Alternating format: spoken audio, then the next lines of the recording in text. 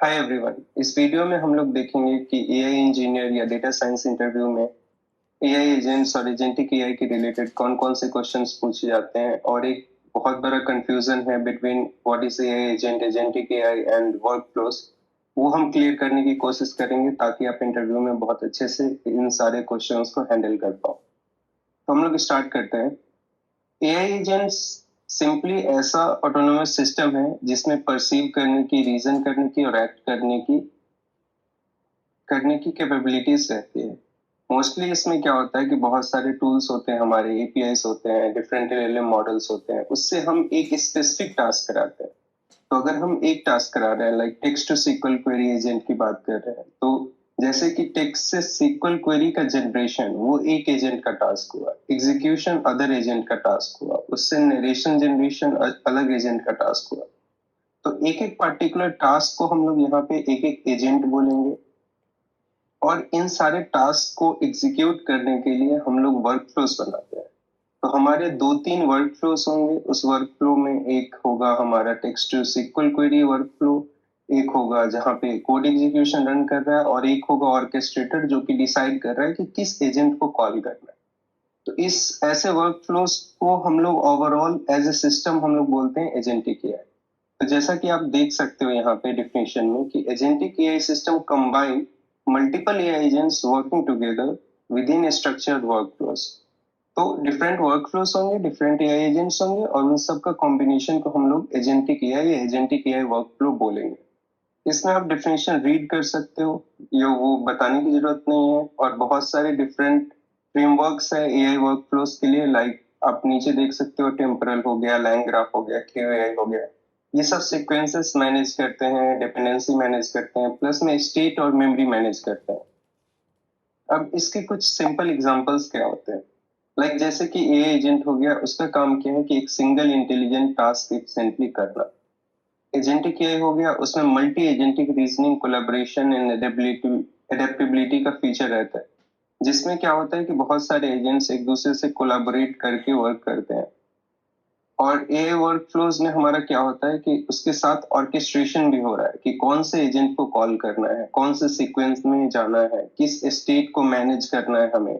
State management एक बहुत important part है इसका, कॉन्टेक्सचुअल मेमोरी का। वो हम लोग लास्ट में देखेंगे, ये भी इंटरव्यूज में काफी पूछे जाते हैं।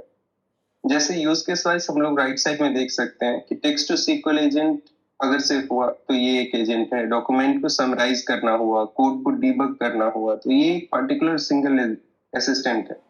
बट एजेंटिक एआई वहां पे यूज करते हैं जहां पे हमें एंड टू एंड चीजों को कंप्लीटली ऑटोमेट करना होता है।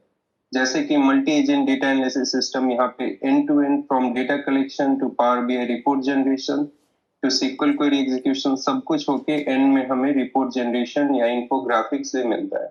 साथ में हम लोग देख सकते हैं कि AI coding team like cursor build हुआ है, ये एक टाइप का एजेंटिक एआई वर्कफ्लो है।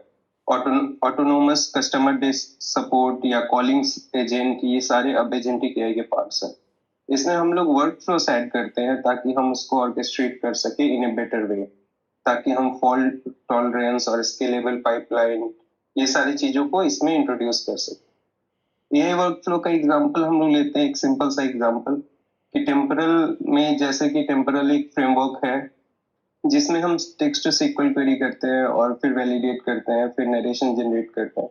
तो इस काइंड ऑफ यूज केस के लिए हम लोग टेम्परल बहुत अच्छा फ्रेमवर्क होता है।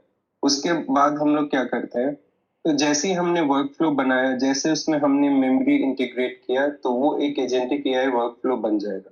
उसके बाद हम लोग, अब पहले क्या होता था कि हम लोग पीओसीज करते थे डिफरेंट डिफरेंट, बट चीजें अब प्रोडक्शन में जा रही है, तो जो भी हम लोग डेवलप आजकल कर रहे हैं या इंटरव्यूज में जो क्वेश्चन पूछे जा रहे हैं, वो more on a how to develop from POC to production. तो इसमें आपका डेवऑप्स कैसे हम हैंडल करते हैं, कौन कौन से डिपेंडेंसी इश्यूज आ सकते हैं, एंड टू एंड फ्लो हमें बैक एंड फ्रंट एंड सब कुछ ही देखना पड़ रहा है आजकल। तो हम लोग का उस चीज का केयर करते हुए हम लोग को चलना है कि हमें overall as a solution architecture भी हमें देखना है कि कैसे सॉल्यूशन आर्किटेक्चर डिजाइन किया जा सकता है, कौन से टूल्स यूज कर सकते हैं, कौन सा डेटाबेस यूज करना है, कौन सा फ्रेमवर्क यूज करना है।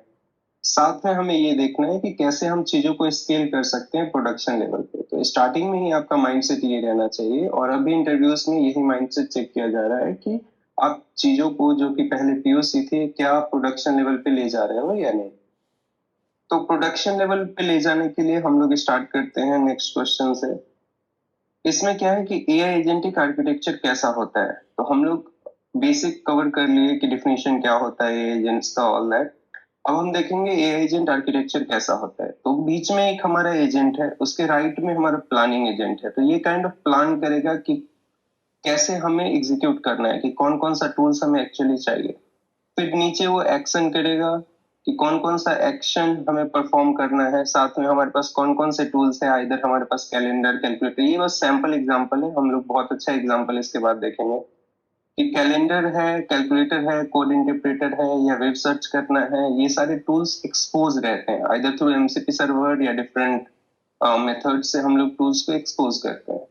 तो जैसे ही एजेंट प्लान करता है, एक्ट करता है और टूल कॉलिंग करता है, हम उसको एआई एजेंट बोल सकते हैं। साथ में हम लोग ऊपर देख सकते हैं कि मेमोरी कंपोनेंट बहुत इंपॉर्टेंट हो गया आजकल, कि कैसे हम स्टेट मेंटेन कर सकते हैं। अगर न्यू टैब हमने ओपन किया चैट जीपीटी के अंदर, तो प्रीवियस चैट में याद रखता है या नहीं रखता है, कितने देर तक याद रखना है। साथ में ऐसा है साथ में ऐसा है कि short term memory, long term memory कैसे हमें हैंडल करना है। ये सारी चीजों पे आजकल क्वेश्चंस पूछे जा रहे हैं। कुछ फ्रेमवर्क्स है जिसको हम लोग एआई एजेंट के लिए बना सकते हैं। वो है हमारा माइक्रोसॉफ्ट का ऑटोजेन या सेमेंटिक कर्नल, ओपन एआई का स्वार्म है जो कि डिफरेंट मल्टीपल एआई एजेंट्स बना सकते हैं, क्रू एआई है, लैंगचेन है, लैंग्राफ है। बट ओवरऑल मेनली या तो लैंग्राफ, लैंगचेन यूज किया जाता है, और हम लोग टेम्पोरल के साथ जाते हैं to create any AI agent और एनी वर्कफ्लोज। थर्ड क्वेश्चन जो पूछा जा रहा है वो एजेंटिक एआई आर्किटेक्चर के बारे में पूछा जा रहा है कि आप कैसे डिजाइन करोगे सॉल्यूशन को। तो वो क्या है कि हमें एक यूजर होगा, हमारे पास एक सिस्टम है, फिर हमारे पास एक प्लानिंग एजेंट होगा जो कि प्लान करेगा कि कौन से एजेंट को हमें एजेंट वन में जाना है, या इधर कौन से वर्क फ्लो को कॉल करना है। तो अगर पैरेलल वर्क फ्लो कॉल करना है, तो पैरेलल वर्क फ्लो में क्या होगा कि डिफरेंट एजेंट्स, एक हमारा डिसीजन एजेंट होगा या ऑर्केस्ट्रेटर एजेंट होगा जो कि डिफरेंट एजेंट्स को कॉल करेगा। सिक्वेंशियल वर्क फ्लो में क्या होगा, एक एजेंट दूसरे को कॉल करेगा, दूसरा तीसरे को कॉल करेगा, और उसके बाद में जो भी फाइनल आउटपुट होगा हमारा, वो एक गार्डरेल के से जाएगा। गार्डरेल हम लोग यहाँ पे नेमो गार्डरेल्स बाय एनवीडिया यूज कर सकते हैं, या लामा गार्ड यूज कर सकते हैं। ये सारे गार्डरेल्स के बाद ये सीधा यूजर को यूआई में आंसर दे देगा। फिर क्या है कि हम लोग इसमें एडेप्शन एंड लर्निंग भी करते हैं, कि अगर ये आंसर आ रहा है तो लैंग स्मिथ का यूज करके हम लोग एडेप्ट कर सकते हैं कि ये आ रहा है तो ये ऐसे प्लान करना है आपको, जितने भी सक्सेसफुल ट्रांजेक्शन हुए हैं उससे।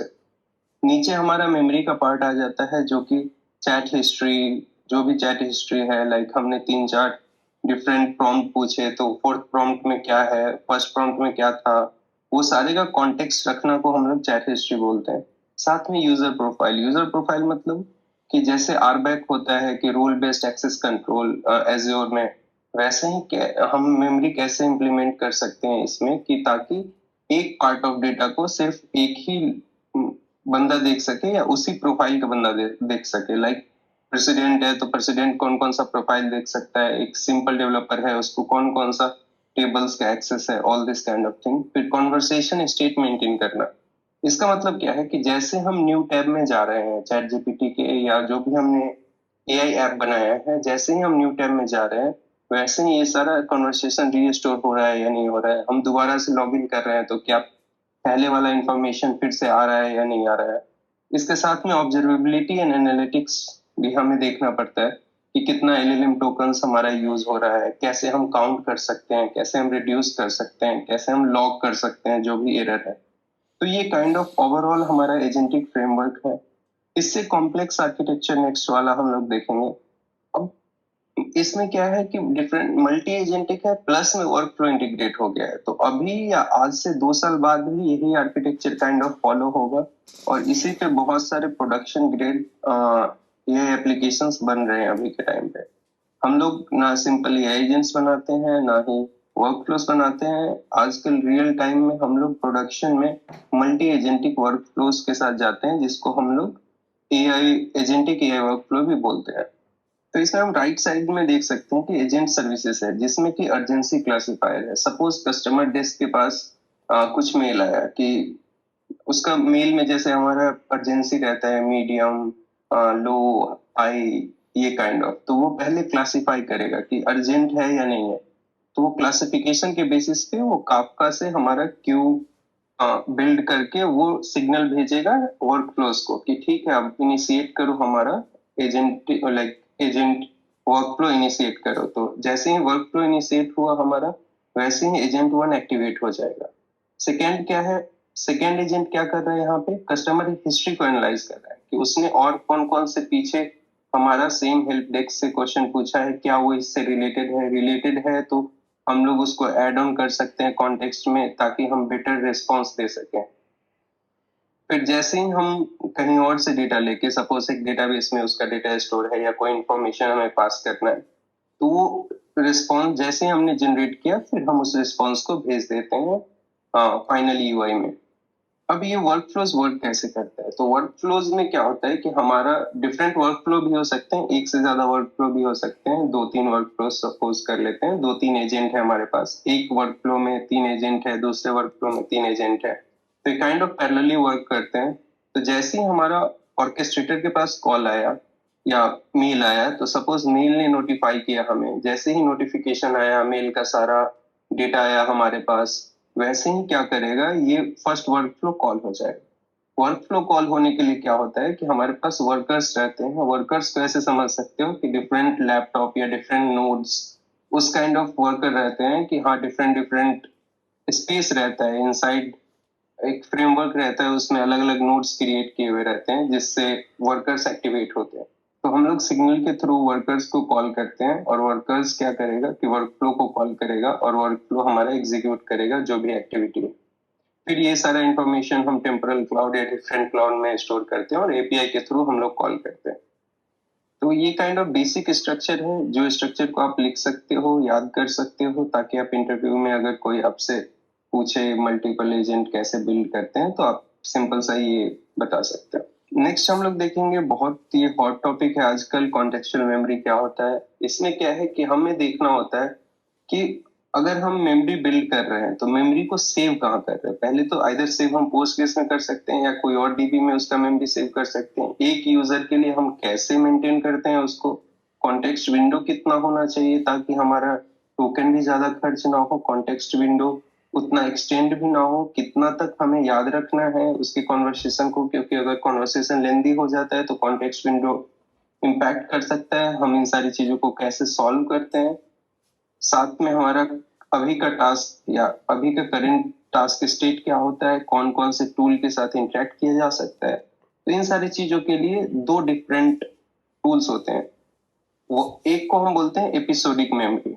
एपिसोडिक मेमोरी मतलब पहले जो चीजें हो चुकी है, आइदर हमने हिस्टोरिकल कोई भी इंटरेक्शन किया होगा उसके साथ या पास्ट में कुछ भी सवाल पूछा होगा, वो सारे उस यूजर के नेम पे डेटाबेस में स्टोर रहेंगे। तो जब भी प्रॉम्प्ट आएगा कि नेक्स्ट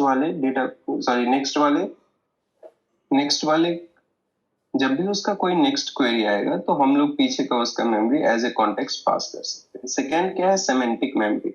सेमेंटिक मेमोरी में क्या है कि हम उसको अलग से नॉलेज फीड कर रहे हैं, आइदर थ्रू एजेंटिक रैक और डिफरेंट, जहाँ पे भी हमारा नॉलेज बेस प्रेजेंट है या उसका जो भी डोमेन एक्सपर्टीज है, वो सारा डेटा जहाँ पे प्रेजेंट है, वो सारा मेमोरी हम लोग उस पर्टिकुलर कॉन्टेक्स्ट के लिए हम लोग कैसे फेच कर सकते हैं।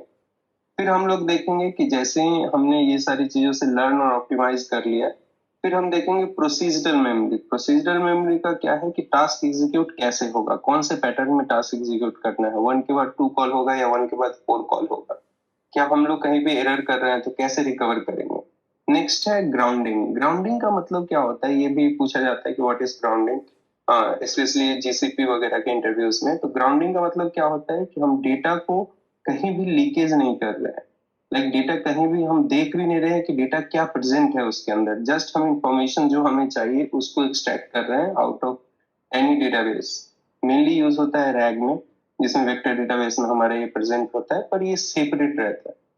इसमें क्या है, स्टेटलेस नॉलेज है कि कोई भी स्टेट मेंटेन नहीं कर रहे हैं, जस्ट हमारा किसी डेटाबेस में प्रेजेंट है ये सारी इंफॉर्मेशन और हम उसको एक्सट्रैक्ट कर रहे हैं फ्रॉम दैट वेक्टर टेबल।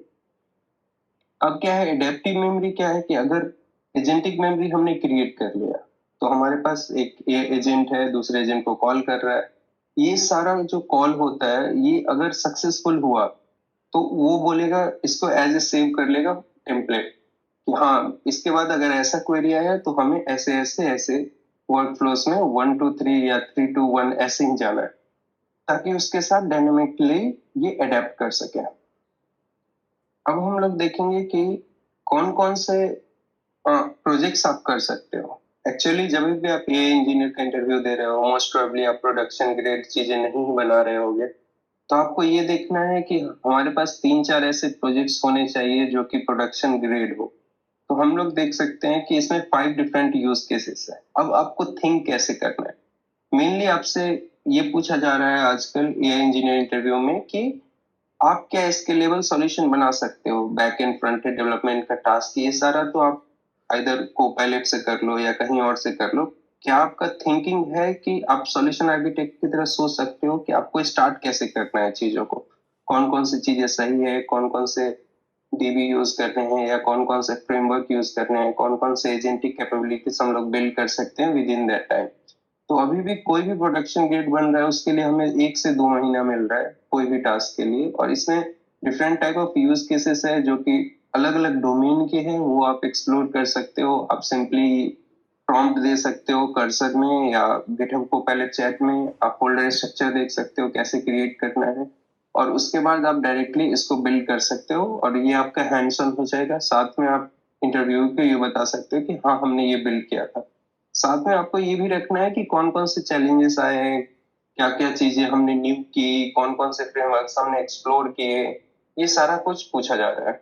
ये सारा चीज हम लोग नेक्स्ट वीडियो में देखेंगे, हम लोग इन डिटेल नेक्स्ट वीडियो में जाएंगे। फॉर पार्टिकुलरली हम लोग डायरेक्ट अब ये एजेंटिक वर्क फ्लोज पे करेंगे या एमसीपी के राउंड जो भी इंटरव्यू क्वेश्चंस पूछे जा रहे हैं। पर मैं इस वीडियो में आपको कॉन्टेक्स्ट देना चाह रहा था कि क्या चीजें पूछे जा रही है, क्या बेस है अभी, ताकि आप इस वीडियो के बाद अगर नेक्स्ट वीडियो देखो तो जंपिंग ना करना पड़े कॉन्सेप्ट पे, ताकि आपको बेसिक आइडिया रहे। उसके बाद हम लोग डायरेक्टली इंटर कर सकते हैं जो भी एडवांस हमारे एआई इंजीनियर के क्वेश्चंस है इंटरव्यू के, वो सारे पे डायरेक्टली जंप इन कर सकते हैं। तो यूज केस वाइज अगर हम लोग देख रहे हैं तो फर्स्ट है डेटा एनालिसिस। इसमें हम लोग अगर डायरेक्टली हाईएस्ट लेवल पे देखें एआई वर्क फ्लो इम्प्लीमेंटेशन को, तो टेम्परली लैंग्राफ बेस्ट बेस्ट ये होगा कि आप लैंग्राफ बेस्ट भी यूज कर सकते हो। लैंग्राफ बेस्ट वर्क फ्लो जो कि ऑर्केस्ट्रेट करेगा हमारा सीक्वल जनरेशन को, फिर डेटा रिट्रीव करेगा। इधर आप डेटा हाइव में सेव कर सकते हो या वेक्टर डीबी में सेव कर सकते हो। फिर हमारा काइंड ऑफ वैलिडेशन एजेंट होगा, फिर कैसे नैरेटिव क्रिएशन हो रहा है, कैसे हम इन्फोग्राफिक्स क्रिएट कर सकते हैं। तो ये सारे हमारे डिफरेंट एजेंट्स हो गए। तो हम लोग 2 वर्क फ्लो बना लेंगे, 2 3 एजेंट बना लेंगे और उसको ऑर्केस्ट्रेटर के थ्रू इंटीग्रेट करके हम लोग ये पूरा का पूरा एज ए सेम रिज्यूमे में लिख सकते हैं, ताकि इंटरव्यू में आप बता सको कि हाँ हमने ये बिल्ड किया है। सेकेंड है सॉफ्टवेयर डेवलपमेंट और कोड जनरेशन। इसमें हम लोग बिल्ड कर सकते हैं कोई भी, अगर आप ऑटोमेशन टेस्टिंग बैकग्राउंड से आ रहे हो तो टेस्टिंग फ्रेमवर्क आप बना सकते हो कि कैसे कोई रिक्वेस्ट आ रहा है, कैसे हम टेस्ट केसेस जनरेट कर रहे हैं, या कैसे हम रिव्यू कर रहे हैं, अगर गिटहब कोड कमिट हुआ है तो कैसे रिव्यू कर रहे हैं। ये सारी चीजों को ऑटोमेट किया जा सकता है। थर्ड मोस्ट इंपॉर्टेंट बट ये डिफरेंट डोमेन का है, कस्टमर सपोर्ट ऑटोमेशन। इसमें चैटबॉट एजेंट बनाते हैं, इधर वो वॉइस एजेंट होगा या सिंपल टेक्स्ट एजेंट भी हो सकता है, जिसको थोड़ा एजेंटिक रैक कैपेबिलिटीज होगा, उसके पास एक नॉलेज बेस होगा एक कंपनी का। और फिर हम लोग देख सकते हैं क्वेरी क्लासिफिकेशन, इंफॉर्मेशन रिट्रीवल, फिर रिस्पॉन्स जनरेशन। ये आप फ्लो में आप जा सकते हो। फिर डॉक्यूमेंट नॉलेज एंड मैनेजमेंट, इसमें एजेंटिक रैक का हम लोग सॉल्यूशन बना सकते हैं। इसमें हम वेक्टर डेटाबेस और ग्राफ डेटाबेस को इंटीग्रेट करके ग्राफ डेटाबेस के लिए नियो4j यूज कर सकते हैं, वेक्टर डीबी के लिए पीजी वेक्टर यूज कर सकते हैं। और फिर हम लोग एम्बेडिंग बना सकते हैं, प्लस में कुछ इंफॉर्मेशन ग्राफ डीबी से ले सकते हैं ताकि हमारा रिट्रीवल अच्छा हो। नेक्स्ट है, लास्ट है हमारा एचआर ऑपरेशन के लिए। इसके लिए हम लोग बना सकते हैं कैसे हम लोग एंड टू एंड किसी भी रोल के लिए अगर जॉब आ रहा है, जॉब अपॉर्चुनिटी आ रहा है, तो जॉब डिस्क्रिप्शन से कैसे हम लोग इंटरव्यू क्वेश्चंस जनरेट कर सकते हैं, उसको हम लोग ऑटोमेट कर सकते हैं। ये सारा हमारा हो गया कि कैसे AI agents, agentic work flow और एआई एजेंट। इसके बाद जो भी वीडियो आएगी वो एमसीपी सर्वर पे आएगी और डायरेक्टली हम लोग देखेंगे कि ये एजेंट में कौन से क्वेश्चंस पूछे जाते हैं, एजेंटिक एआई में कौन से क्वेश्चन पूछे जाते हैं, और हम लोग इन डिटेल जाएंगे, थोड़ा डेप्थ में जाएंगे चीजों के, ताकि आप बहुत अच्छे से अपना इंटरव्यू क्लियर कर सको। Thank you.